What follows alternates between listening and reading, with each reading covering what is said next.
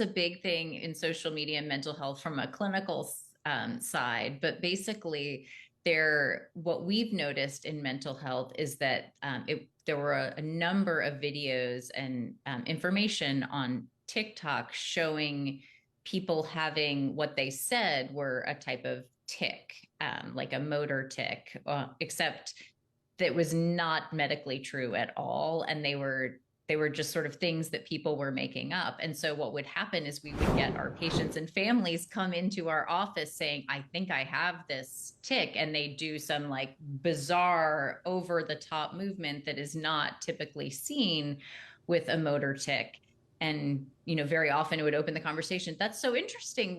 What makes you think that you have that? Tell me more about it. Where did you see it? And what happened is they would end up with realizing it or not, but basically miming and kind of parroting or repeating these movements that they saw on TikTok that they were told were tics. And so we saw this across the country in our practices, and it's 100% came from exposure to social media. It's not a true medical. While tics are a true neurologic phenomenon for sure, this manifestation of what people thought were tics was something very different. And so that was the opportunity for us to open the conversation and say, hey, where did you see that? And, for example, one of my patients would say, oh yeah, I saw it on TikTok. And, then you say, okay, it's a great opportunity to talk about. There's a lot of great information out there. It's important to be able to figure out what's real and what's not. And, what I can tell you is from a medical standpoint,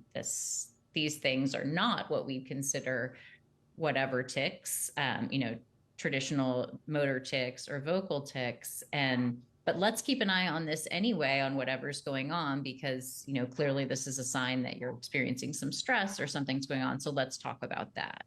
And how So, troubling was that for it to present itself like that and for you all to see this sort of moving across the country? yeah, I think for us in mental health, that was the first really concrete, obvious example that something of the pervasive and powerful influence of social media on our kids.